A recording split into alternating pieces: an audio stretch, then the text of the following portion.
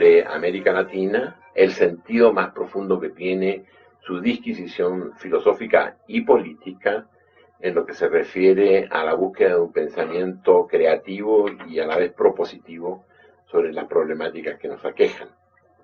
En esta búsqueda compartida por un mejor futuro, es la intención poder compartir con ustedes los planteamientos de Dussel y poder posteriormente confrontarlos con las otras exposiciones que han podido ustedes escuchar verbalmente y proceder después a su discusión.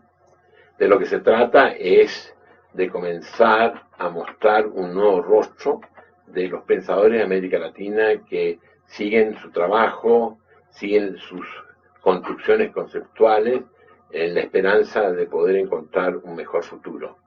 Por eso, para nosotros, la presencia de Dussel personifica a un pensador que no solamente ha puesto su inteligencia y su conciencia, sino también su voluntad y su compromiso en estas búsquedas intelectuales que no se agotan en sí mismos, sino que encuentran su último sentido en empresas de construcción social, por lo tanto, claramente políticas en la búsqueda de una sociedad mejor.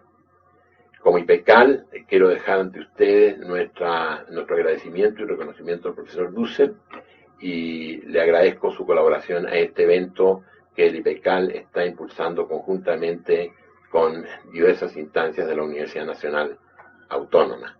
Destaco el apoyo del programa que dirige el profesor Carlos Gallego, el auspicio del director de la Facultad de Ciencias Políticas, así como de la directora del programa de posgrado de la facultad. Dicho esto, dejo con ustedes entonces al profesor Dussel. Bueno, hemos hablado con Hugo y con algunos amigos de una posible exposición que se tomase en vídeo para exponerla en mi ausencia.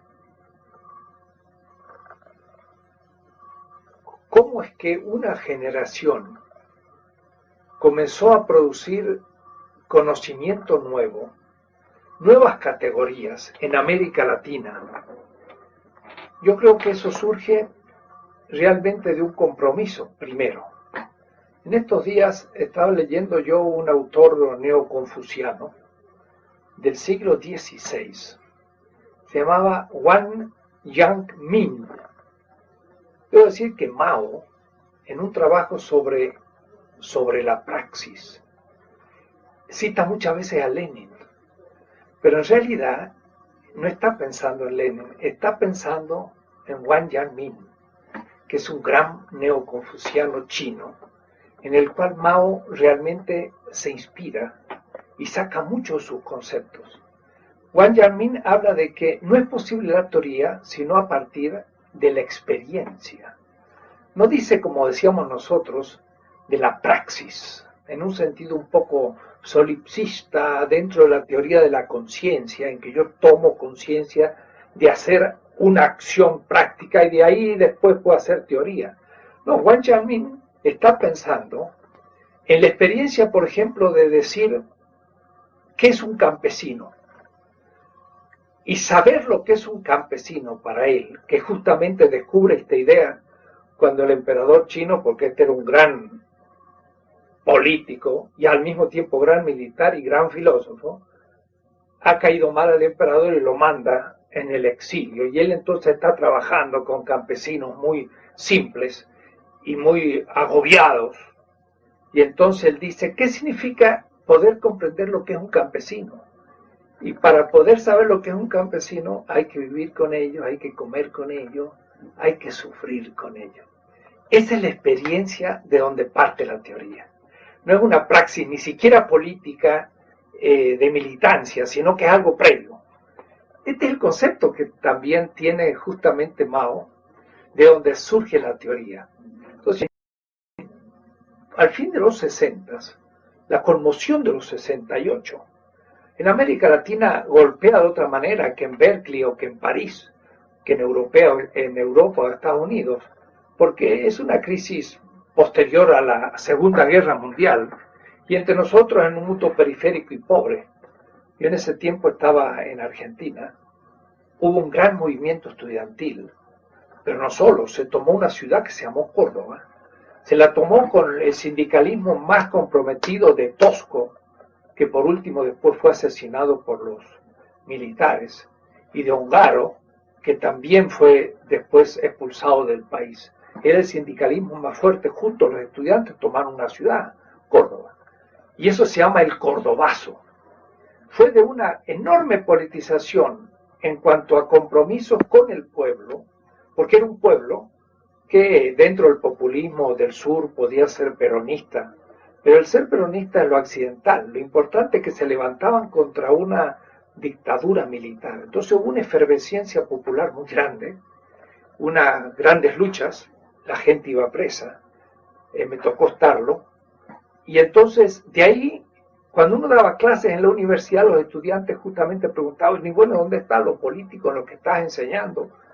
Y poco a poco se tuvo que politizar el discurso filosófico académico, y desde el 68-69 fue surgiendo lo que después llamamos filosofía de la liberación, pensando en los movimientos de liberación de Algeria, del África, pensando en los movimientos también de liberación de América Latina.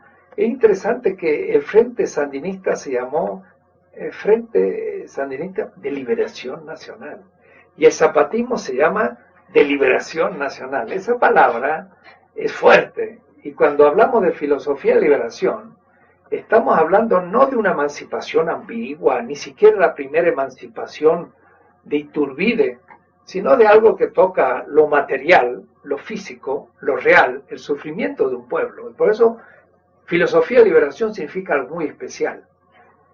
Debió surgir desde una experiencia, pero al mismo tiempo desde la reconstrucción de categorías de la filosofía tal como se enseñaba en la academia. De tal manera que éramos filósofos en muchas universidades del país, en Argentina en este caso, pero también en contacto con Colombia, también con México. La idea iba en toda América Latina.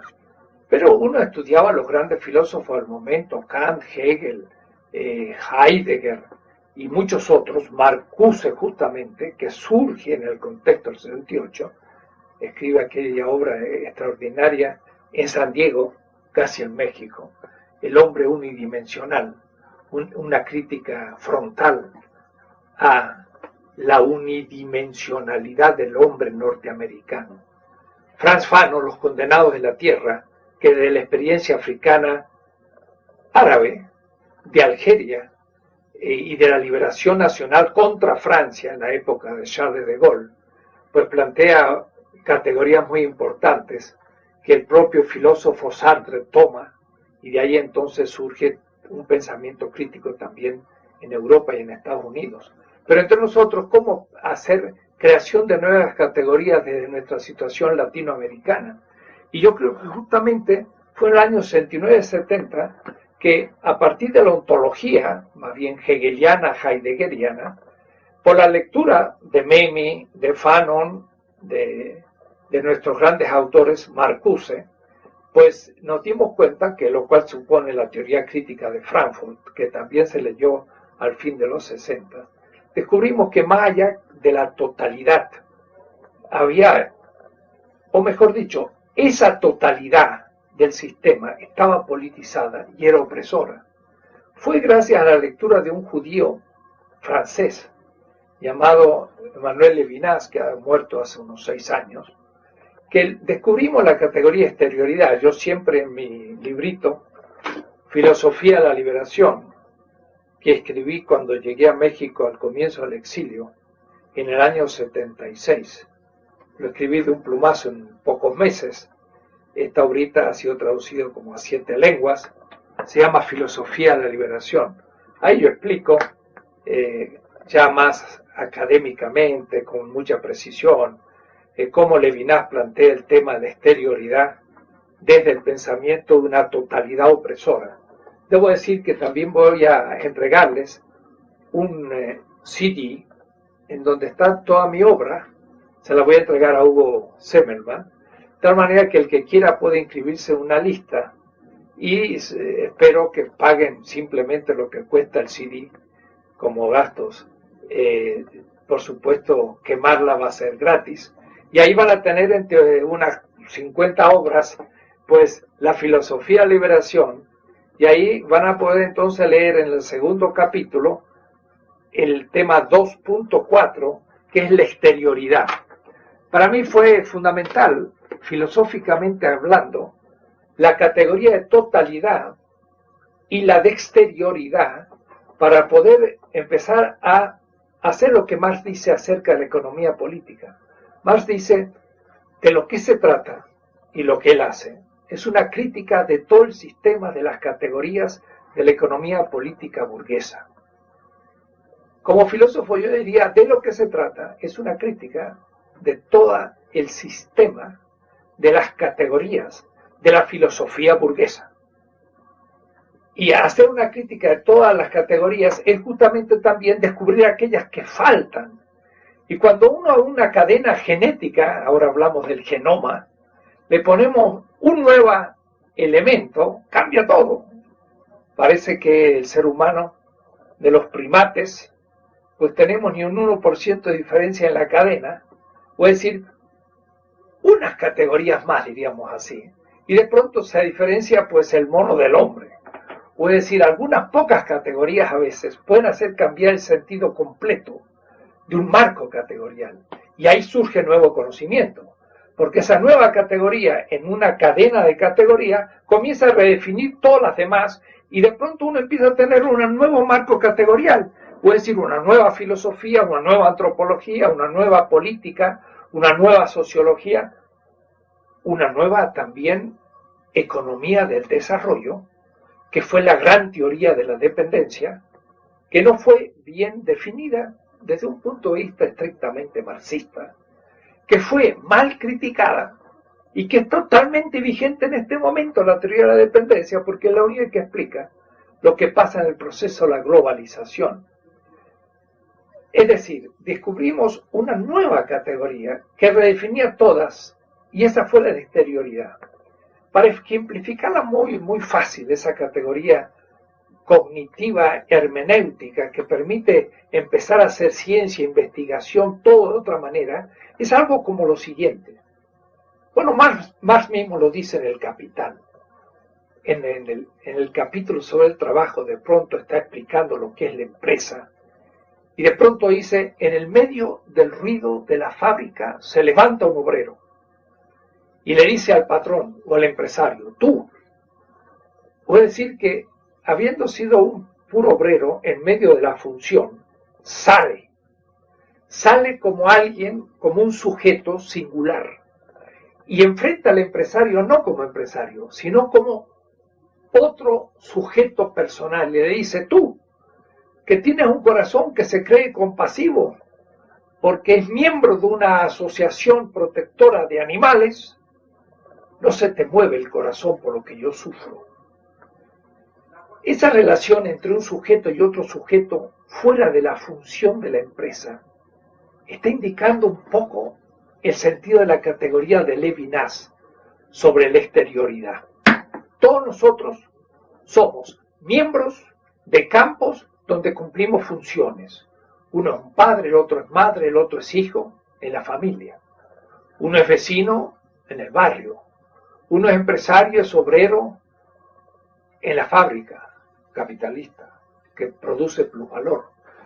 Uno es elegido o es representante en un organismo político. Cumplimos funciones, pero por fuera de ser funciones somos sujetos que tenemos una biografía única en el que nuestra realidad es corporal, la corporalidad es viviente, y cuando nuestra corporalidad viviente sufre un efecto negativo de cualquier sistema en cualquier campo, nuestra subjetividad reacciona con el dolor.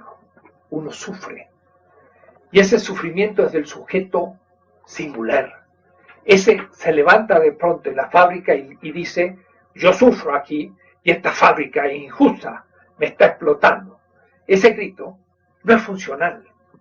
Ese grito ha permitido surgir a alguien como sujeto y pone al sistema en cuestión como sistema.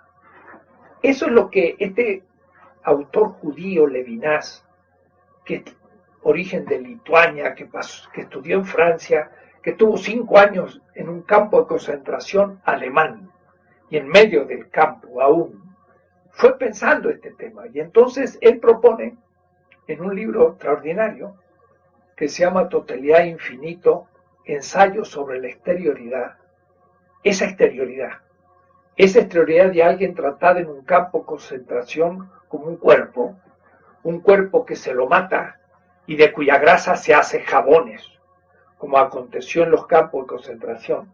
Pero ese sujeto que es tomado como pura cosa, sin embargo, se puede revelar. Es decir, soy un ser humano ante un sistema. Ese ser humano que surge como alguien exige respeto. Y ese respeto es la esencia de la ética. El respeto por el otro como otro en cualquier situación en que se encuentre. Que decía entonces que la categoría exterioridad nos permitió comenzar a pensar una nueva filosofía y también una nueva política, todavía incipiente allá en los 70s. Esto supuso una enorme fecundidad. Me sería muy difícil ahora poder ir explicando, porque primero entendimos que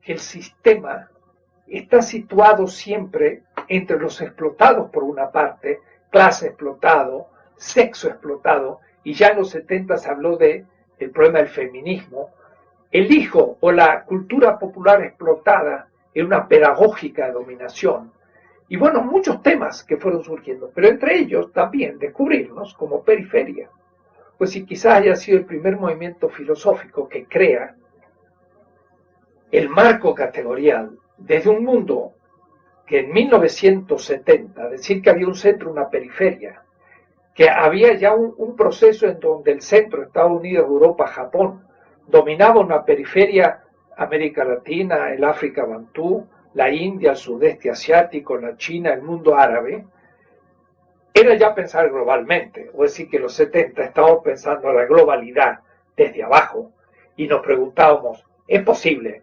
filosofar desde abajo?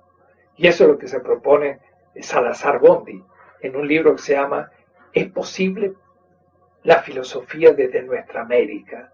1969. La verdad es que Salazar Bondi, gran peruano, se hace la pregunta, pero no sabe en realidad cómo responderla. Su pregunta la tomamos como interpelación y dijimos, si es posible hacer una filosofía desde un mundo dependiente, dominado y explotado, es justamente empezando a pensar la explotación, la dominación, el ser periférico y en la esperanza de una liberación. Son los primeros temas que hay que tratar. Y entonces ahí surgió el tema de la filosofía de liberación, como la respuesta a la interpretación de Salazar que decía, no hemos tenido una filosofía que responda de lo que nos está sucediendo. Hace poco en la reunión que hemos tenido en Berkeley con un grupo de amigos, entre ellos va a estar aquí en nuestro encuentro Nelson Maldonado y también Leo Montes y en fin, amigos hispanos en Estados Unidos que se han transformado en aliados estratégicos de América Latina. Pues veíamos que era el tema de lo que se podría llamar el giro decolonizador.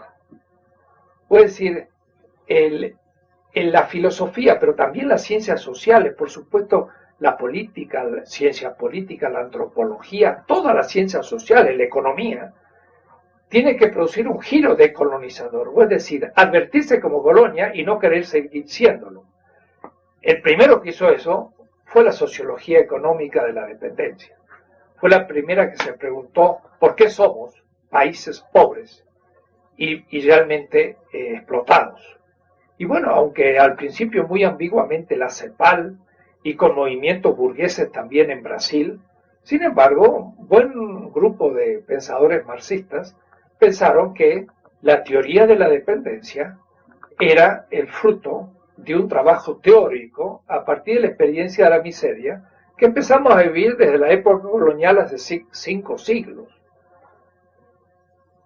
Si yo debiera definir la dependencia en estrictos categorías marxistas, de Marx mismo, diría que la dependencia indica nomás el hecho de una transferencia estructural de plusvalor de los capitales nacionales menos desarrollados de la periferia, transferencia hacia los capitales más desarrollados del centro. De tal manera que el problema de la dependencia debe situarse en el contexto de la competencia y de la explotación de una burguesía central a una burguesía periférica. Eso hizo decir a un profesor, Agustín Cuevas, gran intelectual y profesor de ciencias políticas, donde quizás mi vídeo sea visto, hizo pensar a Agustín Cuevas de que no había lugar teórico para la dependencia en la teoría marxista. Era una teoría burguesa. Pero se equivocaba Agustín Cuevas. El lugar teórico en el marxismo, la teoría de la dependencia, es en la teoría de la competencia, concurrencia, entre capitales globales de distintos países con composición orgánica distinta. Es un tema técnico del marxismo, no lo voy a explicar ahora, ustedes pueden saberlo o estudiarlo, pero se puede hablar que en las ciencias latinoamericanas, la primer ciencia social que hace el giro decolonizador es esta sociología económica, porque no es puramente económica a veces ni sociológica, es entreverada, pero de todas maneras es la teoría de la dependencia. Por eso que eso impactó de inmediato a la filosofía, y los filósofos tomamos el tema de la dependencia y dijimos, países explotados, por lo tanto hay una relación de injusticia, acá se presenta un problema ético, países explotan a otros, y hay un problema político, y hay un problema filosófico, ¿de dónde se piensa? No es lo mismo pensar con Heidegger de Alemania que pensar con Rorty en Estados Unidos, que pensar con Salazar Bondi en Perú o la filosofía de la liberación en muchas universidades de nuestros países periféricos. No es lo mismo. Entonces el giro decolonizador fue lo primero. Segundo paso fue afianzar desde la teología, desde la categoría de exterioridad, una relectura de Marx que nos permitiera entender la teoría de dependencia. Es decir, el problema de la decolonización en Marx mismo. Eso me llevó 10 años, del 80 al 90. 20 seminarios de semestres aquí en la Facultad de Filosofía de la UNAM, donde tuvimos que repasar todo el pensamiento más duro de Marx, las 4 reacciones del Capital. Ustedes pueden leer los 3 tomos que están en siglo XXI míos, publicados, sobre la producción teórica de Marx, Hacia un mar desconocido y El último Marx. 3 libros que son una lectura económico-filosófica desde la filosofía de liberación latinoamericana para incorporar todas las categorías marxistas y dar al giro decolonizador mucho más claridad económica, política y categorial. Al terminar los 90, debo decir, todo esto siempre en relación a los procesos que se están dando, porque si en el 59 se dio la Revolución Cubana y a la generación del 68 esto lo tocó pero como preparación. En el 68 explotó realmente la cosa, teóricamente, y la teoría de dependencia viene en el 68, el boom literario es en los 60, y otro elemento también muy importante de el giro decolonizador fue la teología de la liberación, porque él permitió al imaginario popular, que es religioso, guadalupano, pensar que Moisés libera a los esclavos de Egipto. Por lo tanto, puede haber una relectura bíblica desde los oprimidos. Eso también fue una novedad categorial de un discurso de la teología latinoamericana sumamente interesante, que todavía es válida y que se ha regado por todo el mundo. En el África, en el Asia, ha llegado este impulso de un relanzar al imaginario popular de los oprimidos como actores políticos de liberación. Ese es el tema. Pues después de eso ya vino pues el largo diálogo con Apel y Habermas, siempre pensando desde abajo. De tal manera que ellos hablaban de la escuela de Frankfurt, segunda generación, sobre la comunicación y la validez intersubjetiva y principios éticos, temas muy abstractos, muy epistemológicos, solo, muy europeos, norteamericanos. Cuando yo entré al diálogo con Apple, lo primero que le dije es, sí, yo acepto una comunidad de comunicación, pero a mí lo que me interesa son los excluidos de la comunidad.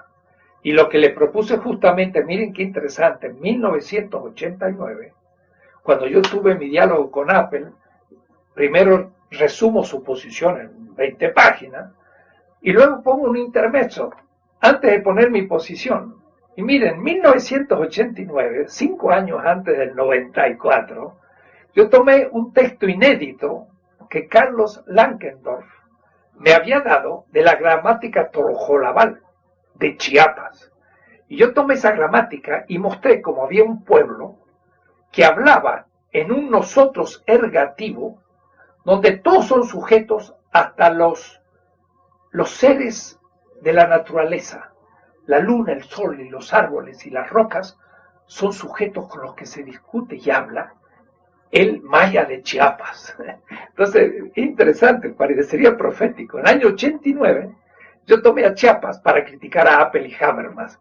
Y desde lo que ahí saqué, entonces empecé la crítica del pensamiento pragmático, que es muy importante desde un punto de vista epistemológico, porque el pragmatismo nos permite situarnos en una comunidad, no en un sujeto solipsista, no desde la conciencia de un sujeto cognoscente, sino desde un sujeto en comunidad que habla y lo dialógico se hace constitutivo de la ciencia. De tal manera que ahora sí yo empataba con la experiencia de los 60, donde la experiencia eran comunidades populares donde se discutían las cosas para actuar.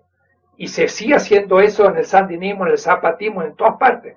Pero en la epistemología eso no se refleja, de que la comunidad sea el punto de partida donde el sujeto científico o pensador o productor de conocimiento parte de la comunidad no como una conciencia solipsista, sino intersubjetiva, parte del hecho de que hay que hablar, y es a partir de los consensos que se construye la ciencia. Y los consensos son comunitarios. Entonces, ese tipo de epistemología pragmática nos hacía dar un salto dentro del giro decolonizador, porque ahora era un decolonizador desde la periferia, desde los pueblos oprimidos y el pueblo oprimido, pero desde sus comunidades históricas, hablando intersubjetivamente, llegando a acuerdos como punto de partida para hacer ciencia. Ese fue entonces un momento fundamental, pero claro, no era simplemente el giro pragmático de un Apple o Habermas. A ese giro de ellos, que tomaba la comunicación como punto de partida, había que agregarle el decolonizador, o es decir, no era asunto de hablar desde la comunidad, sino desde los excluidos y desde los oprimidos, que al hablar no son entendidos. Eso, cuando interpelan, no se entiende lo que dice semánticamente, y por lo tanto no tienen pretensión de inteligibilidad, pero el que lo escucha no lo entiende, porque no ha tenido aquella experiencia de la que hablaba Wang Jin-min, y de la cual Mao mismo se toma, y de la cual habla Rigoberta Menchú, es claro. Rigoberta Menchú, también una maya, pero del lado de Guatemala, dice que hay que partir de la experiencia y no de los libros. Lo cual no quiere decir que no hay que usar los libros, pero no es en los libros donde uno parte para creación de nuevas categorías. Entonces el segundo giro fue no el giro ya decolonizador, sino el giro pragmático.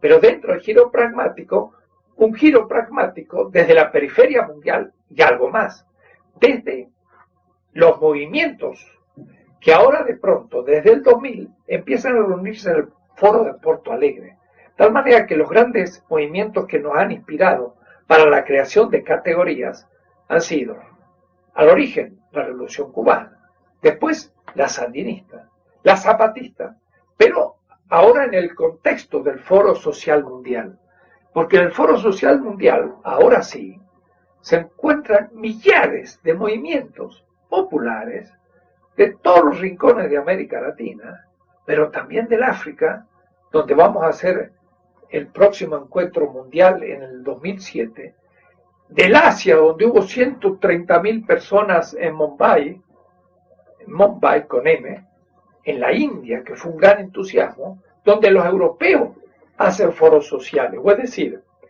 está surgiendo en todo el mundo la posibilidad de redes del pueblo que es capaz de comunicarse entre ellos.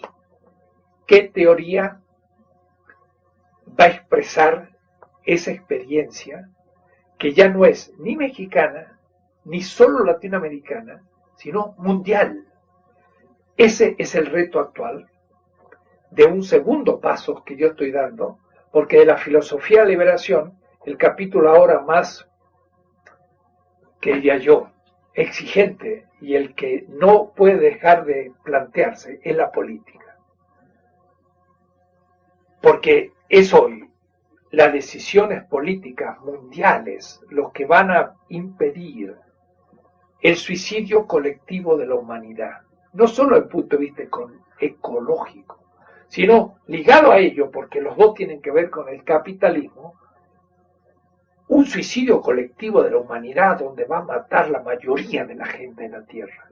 Y esto se está viendo en mismo Estados Unidos. Lo que ha pasado en Nueva Orleans es muy evidente. Miren ustedes la televisión y los diarios, cuando muestran rostros, casi todos son black. ¡Qué casualidad! Son justamente los afroamericanos los que están sufriendo masivamente esto, porque los demás o tenían mejores casas o pudieron salir rápido con sus autos. Pero los pobres que no pudieron salir son los que se están muriendo.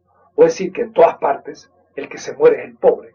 Y esos son los que ahora van a ser, ¿qué diría yo así?, primeramente sacrificados a un desarrollo del capitalismo destructor.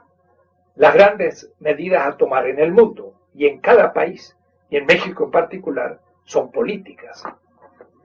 Y por eso entonces que el tema que yo estoy tratando ahora últimamente, y en la que voy a crear muchas categorías nuevas, y estoy trabajando mucho, hace ya 6 años, después de haber escrito Mi ética de la liberación, es una política de la liberación. Quiero hablarles de eso también un poco más en detalle. Segunda parte de esta exposición sobre cómo puede aplicarse estas ideas o desarrollarse en una política a partir de la creación de nuevas categorías. Esta obra, en conjunto, yo la llamaría una política de la liberación. El punto de partida, y en esto lo hemos discutido con amigos, Aníbal Quijano y Walter Miñolo y otros amigos, Nelson Maldonado y demás, va a ser siempre tener muy claro cuál es el lugar de donde uno enuncia algo. El lugar donde uno enuncia es un lugar político-social, que hay que tener experiencia, hay que haberse jugado por ello, hay que haber sufrido. Cada uno a su manera, unos más. Cuando el SUP está allí 20 años ahora, con un grupo de gente, pues diría un francés, chapeau, o decir, saco el sombrero. Es notable, porque también Hart Negri, en su libro Imperio, muy criticable. Sin embargo, por ahí al final ponen a San Francisco como una persona completamente ejemplar. Y bueno, yo diría, para un cristiano, San Francisco era un tipo bastante ejemplar, porque el hombre se jugó pero a fondo, y como creyó que era pobre, pues dejó hasta la ropa interior para hacerse pobre. Esos son aquellos que toman la experiencia como lugar continuo de la consecución del programa de su vida. Y el SUP en eso, como Che Guevara, son hombres que pasan a la historia porque son los que su experiencia se identifica con su propia vida. El intelectual tiene que tener la experiencia, pero si hiciera exactamente esto, no podría producir una obra que va a servir también de apoyo, de reproducción y de crítica, y también de defensa, porque como hay todo un mundo académico montado para justificar la opresión, el neoliberalismo, el imperialismo norteamericano, etc., poder destruir todo aquello con argumentos de nivel y plantear algo distinto, es algo que hay que hacerlo, pues también dedicando miles de horas, no con mayor dignidad, pero no con menor dignidad, del obrero que va colocando sus tabiques y hace una pared. Y cuando termina la pared, el obrero dice, qué bonita pared que he hecho. Y cuando un intelectual hace un libro, dice, qué bonito libro he hecho como el obrero. No más, pero no menos. El asunto es que esa pared no se caiga y que ese libro responda a la experiencia de la base. La política de liberación primero dice cuál es el lugar desde donde yo voy a hacer la política. Y entonces miren, para poder descubrir con toda conciencia histórico mundial, en un proceso de globalización donde esta obra pueda ser leída en Japón, en Siberia, en una tribu bantú del África, en un pueblito de Polonia, o en la Nueva Orleans destruida, o en Chiapas. Era necesario replantear toda la historia mundial. Y entonces, miren, el primer tomo, que son estas 700 páginas, es hacia una historia crítica de la política, pero en la historia mundial, es decir, desde el Paleolítico hasta ahora, para descubrir cómo surgen las instituciones sociales en todo el mundo, no en Grecia, la Europa medieval y la Europa moderna, que todo lo que se estudia en ciencia política, empiezan a estudiar la ciencia política en los presocráticos, Platón, Aristóteles, y después pasan a Santo Tomás o San Agustín antes, y después ya empiezan Hobbes y etcétera, hasta llegar a nuestro tiempo, todo en Europa. No, en mi política yo empiezo una reconstrucción de las grandes culturas donde surge la política. Desde la Mesopotamia y la Turquía, 7000 años antes de Cristo, donde surgen los primeros sistemas jurídicos en el 4000 años antes de Cristo, pasando después al Egipto, donde existe, según Samir Amin, el gran amigo de nuestro primero, diría yo, pero también amigo de todo nuestro grupo y de Wallerstein y de tanta gente, Samir Amin dice el primer estado de la historia humana es el faraónico, 3000 años antes de Cristo, porque fue una clase social que dominó un territorio, creó estructuras, y ahí hubo un Estado en el sentido no moderno de la palabra, evidentemente, en el sentido estricto del término, pero amplio, global, no eurocéntrico, ni siquiera moderno. Egipto, la India, la China, y ya eso me dedico un tiempito.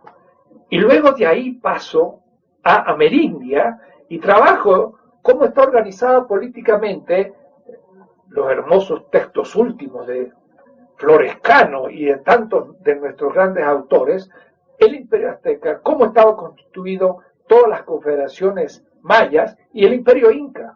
Voy a decir que mi historia empieza por la Mesopotamia y termina en Perú.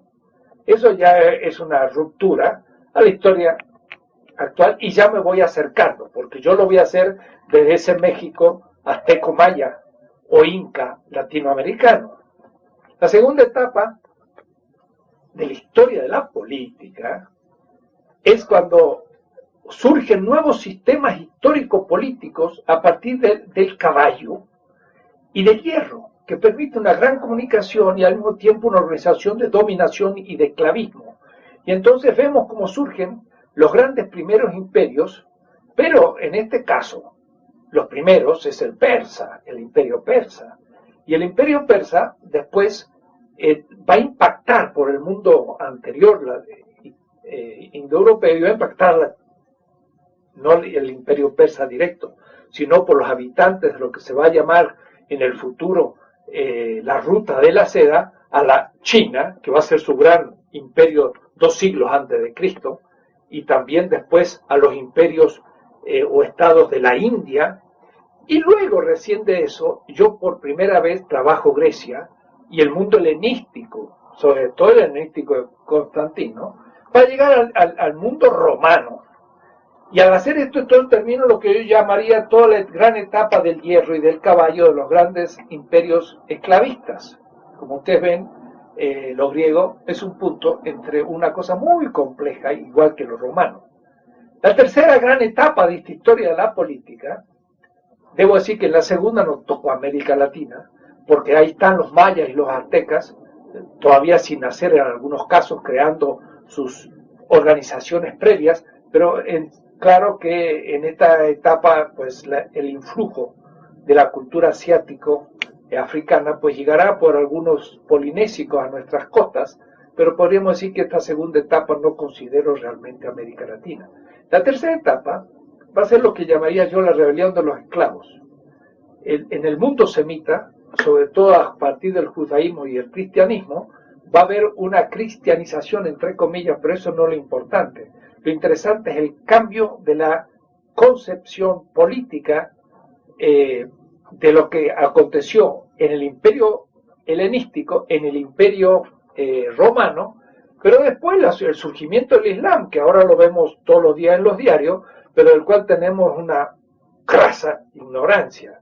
El Islam, que es del siglo VII, toma toda el Asia Menor, se expande por el África, llega hasta Francia, y luego por el otro lado pues llega hasta las Rusias con los mongoles, y no es Rusia todavía por supuesto, y va a llegar a lo que hoy es Afganistán, y al norte de la India, y a Indochina, y va a llegar hasta Filipinas. Es decir, el mundo islámico en el 1492, enero, estaba en Mindanao, en las Filipinas, y en Granada y en Marruecos, en el Atlántico. Era el único mundo realmente importante. Ahí me dedico a mostrar la estructura de la organización política del imperio de los árabes musulmanes, que va a culminar en el imperio otomano. Y empezamos ahí la modernidad. La modernidad va a ser el choque entre lo más occidental del pensamiento occidental, que es España, con nuestras culturas, que era lo más oriental de las culturas orientales. Ese fantástico choque se va a producir a partir de 1492 en el siglo XVI. Y ahí empieza la modernidad. Entonces, el giro de pensador que habíamos tenido en filosofía, lo voy a empezar a producir desde este momento, porque esta historia, tal como la estoy mostrando, ya no es eurocéntrica, ya no es hegeliana. Hasta el propio Marx era muy eurocéntrico. Y solo a partir de 1868, cuando Danielson le habla desde Rusia, se da cuenta Marx que el capital no es válido para Rusia y habría que repensar muchas cosas. De tal manera que Marx fue decayendo de su eurocentrismo, pero no pudo abrirse a una nueva interpretación. Lo mío es ya no eurocéntrico, no es helenocéntrico y menos americanocéntrico. Estoy pensando las cosas desde toda la globalización mundial, desde la China, la India, el mundo bantú, y por eso que la modernidad es la apertura de Europa al Atlántico bajo la hegemonía productiva de la China y el Indostán, que son hasta el siglo XVIII los países más avanzados de la Tierra de todo punto de vista, incluyendo científicos, pero eso sería otro tema. Comienza entonces nuestra historia latinoamericana, no la voy a hacer, pero mi conclusión después de repasar en unas 250 páginas nuestra historia, es que sea por el proceso colonial, sea por el proceso emancipador, incluyendo a Primo Verdad, Talamantes o Fray Servando de Mier, y qué decir Iturbide, pero en otros lugares al propio Bolívar o a San Martín. En todos nuestros héroes, debo decir que no he nombrado Hidalgo ni Morelos, porque esos dos levantaron al pueblo, y por eso lo mataron. Y los 9 que juzgan a Hidalgo, 6 son criollos, nacidos en México. O es decir, los criollos matan a Hidalgo. No solo los españoles que estaban aquí, no los de la península. ¿Por qué? Porque Hidalgo era muy incómodo. Hidalgo había levantado a los esclavos y a los indígenas y a los mestizos. Y eso era peor que depender del rey de España. De tal manera que ya nos estamos acercando a la emancipación, segundo siglo, y vamos a tener que juzgar a más de uno de nuestros patriotas. Van a quedar en pie Hidalgo, Morelos, Matamoros y algunos más, pero no tantos. Lo cierto es que desde Cortés hasta hoy, lo que ha pasado es que sea por los españoles primero como conquistadores, después por los criollos que emanciparon nuestros países y se quedaron de alguna u otra manera siempre en el poder, situación que, por ejemplo, la Revolución Mexicana quiere destruir con su Villa y Zapata, pero ya sabemos lo que los pasó, los asesinaron, y los asesinaron los que se quedaron con la Revolución Mexicana, que como dice Arnaldo Córdoba, el más especialista en este tema, pues al fin fue una burguesía más o menos nacional que va a organizar lo que podríamos llamar el sistema de los 70 años ya tan conocido.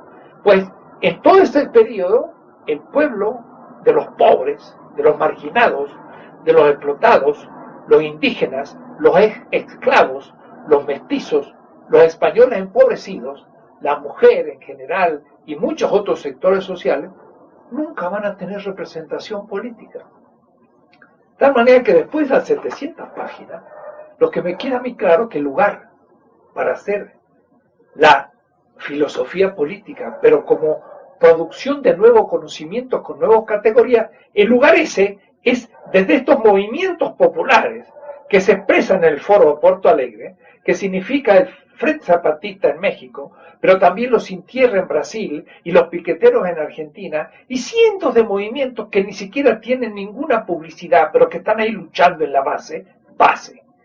Ese es el punto de partida para la construcción de un pensamiento que tiene que ser decolonizador, pragmático y global.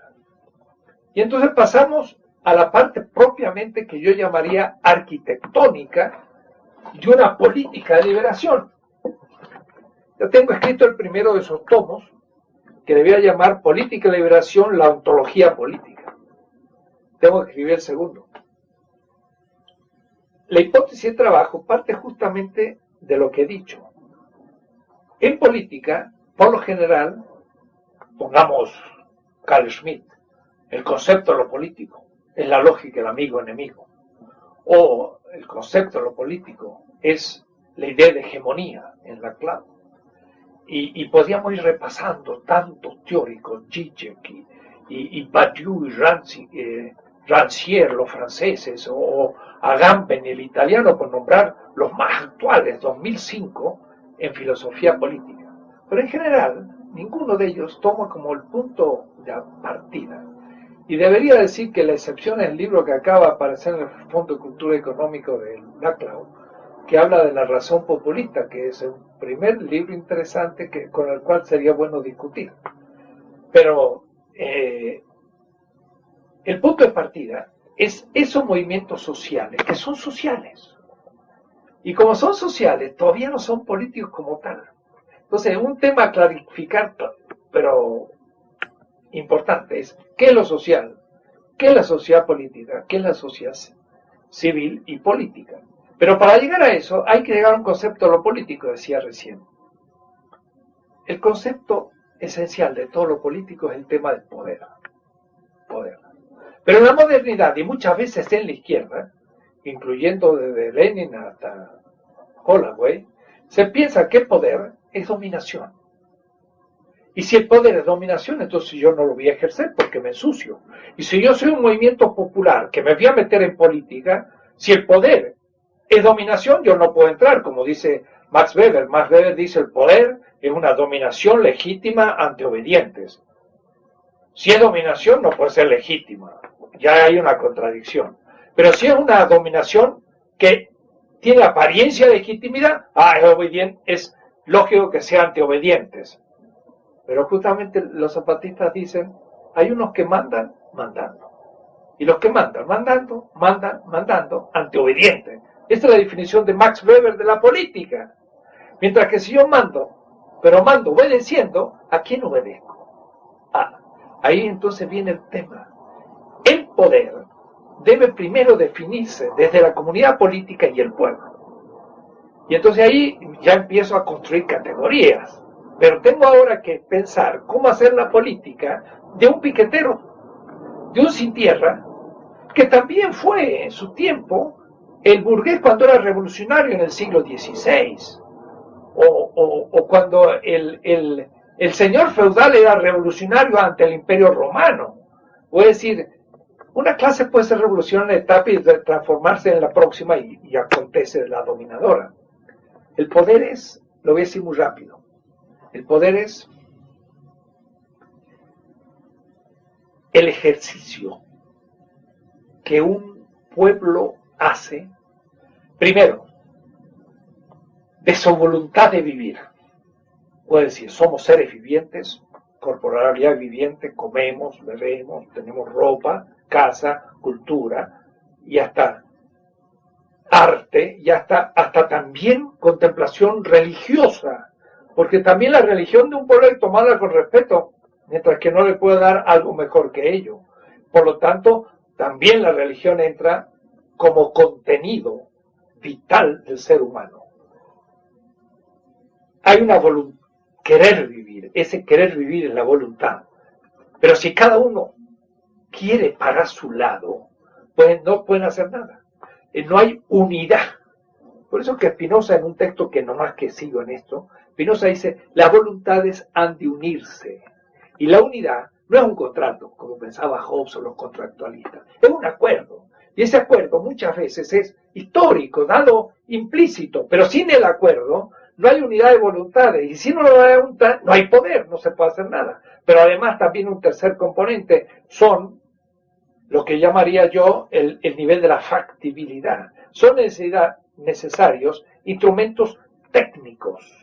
Más, en un Estado moderno, un Estado que no pueda tener una manera de defenderse ante otros Estados, por ejemplo, un ejército, pues tampoco puede tener poder. Pero esa factibilidad en el ejercicio de la voluntad de vivir en la unidad del acuerdo, ha de estar justamente como momento de definición del poder de la comunidad política. A esto le voy a llamar potencia, o si quieren en latín, como lo hace Spinoza, potentia. Potencia es el poder de un pueblo, pero ese poder no se toma, se es. Ese se debilita, se destruye o se potencia. Eso sería el empowerment, del que hablan, que es una palabra muy fea, empoderamiento. Yo prefiero decir aumenta el poder. Bueno, el poder está ahí. Pero es el poder en sí, es un poder indeterminado, es la voluntad general de Rousseau, que como tal todavía no ha hecho nada. Apenas haga algo, diga, vamos a tener un sistema republicano, ya se determinó porque ya es una república y no es una monarquía. El poder como potencia, cuando se determina y crea instituciones, se llama potestas, le voy a llamar así. Potestas va a ser el lugar donde la potencia, el poder, crea las instituciones a su servicio. Y no hay que tenerle miedo a las instituciones, pero cuidado, hay que saber que todas las instituciones llega un tiempo en que por la, ¿qué diría yo? Como dicen los ecologistas, por la entropía de las instituciones, estas se vuelven burocráticas y en vez de servir a la vida, matan. En vez de servir a los acuerdos, deslegitiman. En vez de ayudar a la gente por el ejército a cumplir sus fines, reprime al pueblo. O es decir, las instituciones que nacen para servir empiezan a ser para dominar. ¿Ahí qué hay que hacer? Vamos a ver. Ahí hay que transformarlas. Pero hay un problema en la izquierda y en los movimientos populares, que pareciera que toda institución como tal es dominadora. Si es así, no hay política. Y además no hay vida, porque por lo menos tiene que juntarse un varón y una mujer para que dé un hijo, si no, no hay hijo. Y si los dos son tan, diríamos así, no institucional, que nunca se dicen qué día, a qué hora se van a unir, digo, pero para conocerse siquiera, pues nunca va a tener el hijo. Porque si dijéramos nosotros, somos monarquistas absolutos y vamos a seguir esta clase en el futuro. ¿Cuándo? No me digas cuándo, porque eso es demasiada disciplina. ¿Dónde? Tampoco. Vamos a reunirnos en algún lugar, en algún momento. No nos reunimos nunca más. Si digo que voy a reunirme en tal lugar a tal hora para seguir, ya es disciplina, ya es una institución, hay que atenerse, si no, no funciona la vida.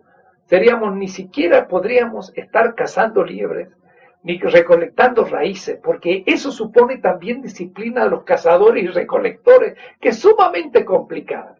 Digo esto, las instituciones son necesarias, pero las instituciones necesariamente va a haber que transformarlas, porque siempre se corrompe. Entonces, esa es la diacronía, el tiempo. Entonces, la potencia es del pueblo, pero el pueblo tiene que hacer instituciones. Y cuando se da instituciones, estas van creciendo. Y tenemos más de 6.000 años, ya claramente, creando instituciones.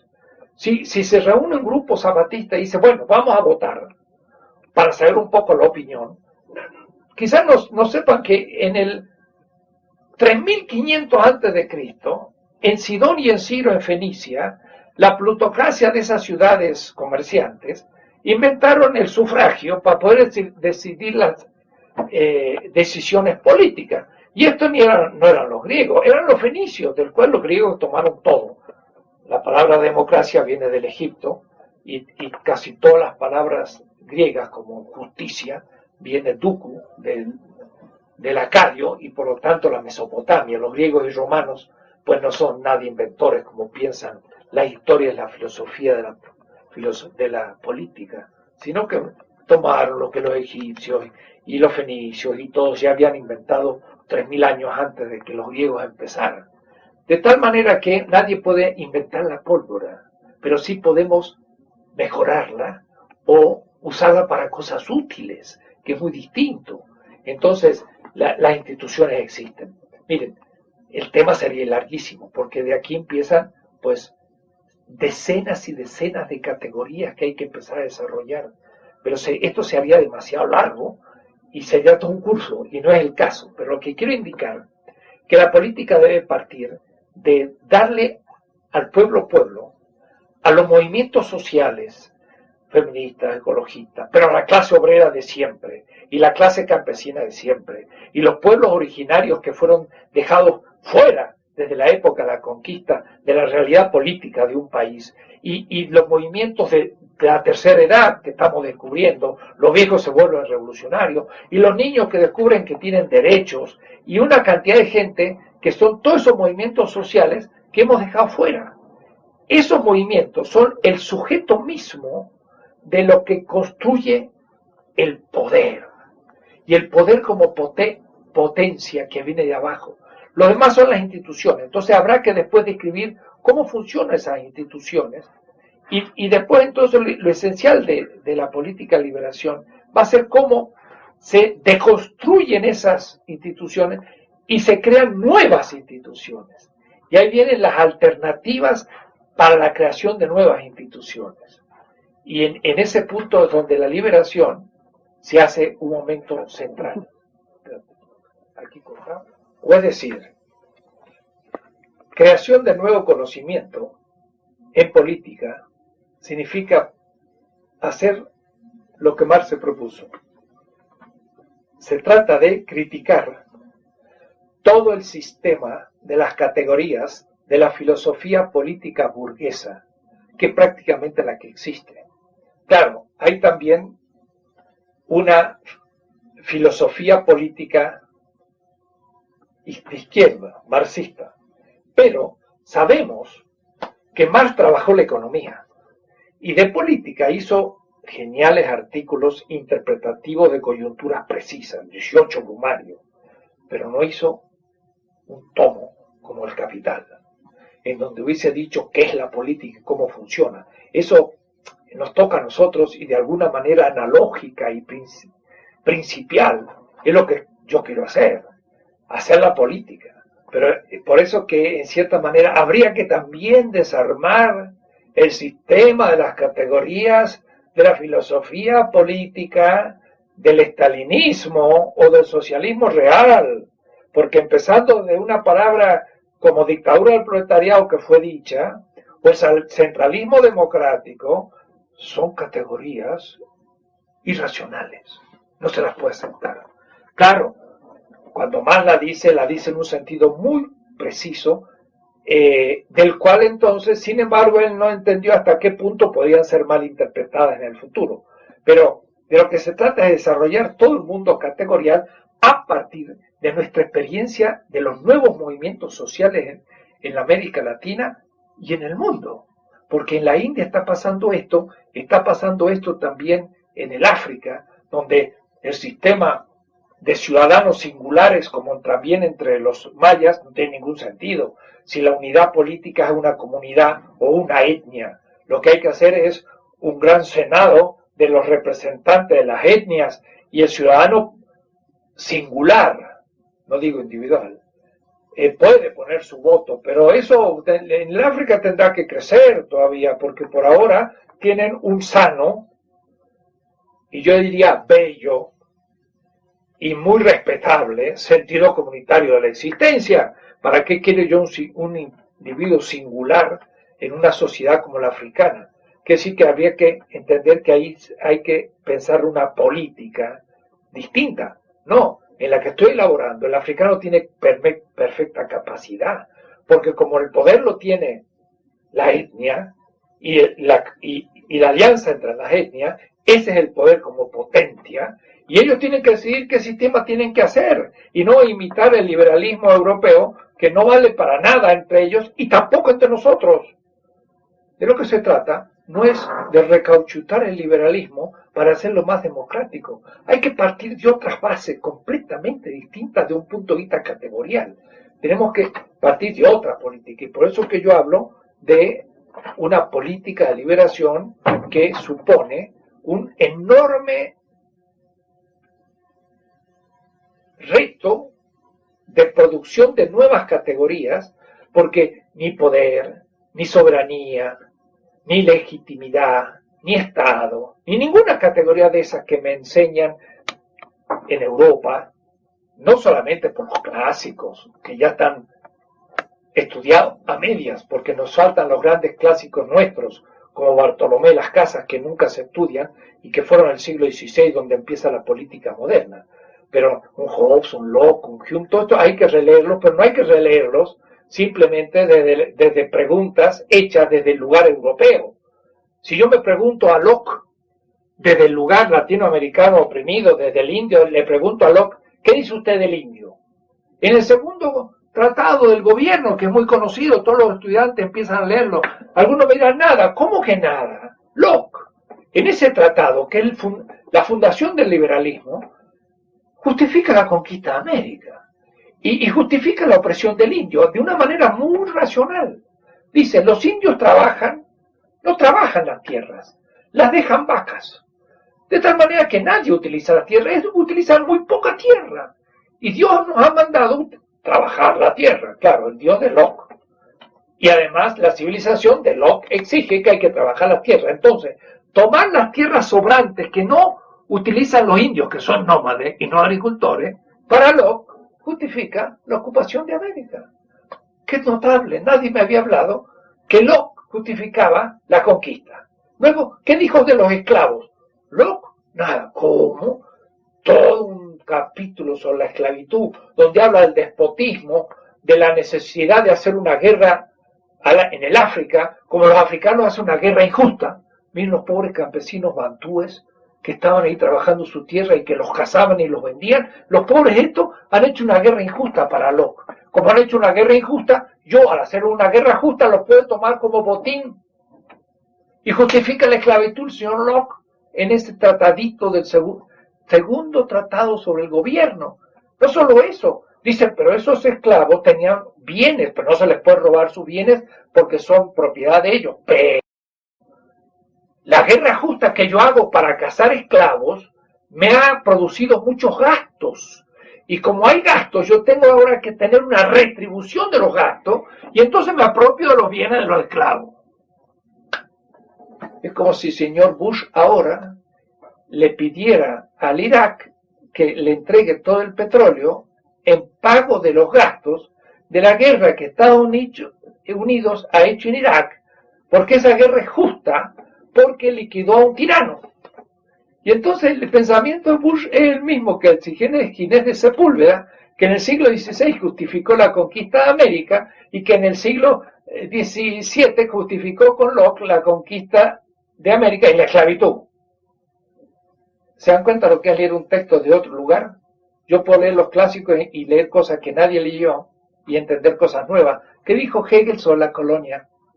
Muchos no saben, pero Hegel dice lo siguiente: como en Europa hay cada vez más pobres y hay muy pocos ricos, ¿qué hacemos con los pobres? Los enviamos a las colonias para que allí sean una clase sustancial y apropiándose de la propiedad puedan enriquecerse y comprar la producción que Europa tiene de más. Es decir, está indicando que es bueno que las colonias, que en las colonias vengan los europeos, que se enriquezcan los bienes de aquí y que después le puedan comprar la superproducción. Todo eso lo dice el señor Hegel, profesor de Berlín, en la filosofía del derecho. Pero ningún autor a mí me había indicado esos textos. Ni Marx se da cuenta. Entonces, leer la política desde el lugar de enunciación de los oprimidos, de los excluidos, del tercer mundo, de los pobres, de las colonias que son postcolonial, pues supone todo un mundo del conocimiento, porque a las nuevas preguntas vienen nuevas respuestas, se crean nuevas categorías, y lo estamos haciendo, un nuevo discurso, y entonces ahora el zapatista, el sandinista que el año próximo vuelve al gobierno en Nicaragua, el piquetero de Argentina, los movimientos sociales en Brasil, pero más que eso también, movimientos que haciéndose masa por último van a imponer nuevos gobiernos mucho más democráticos en América Latina, Kirchner en Argentina, Tabaré en Uruguay. Lula ha fracasado.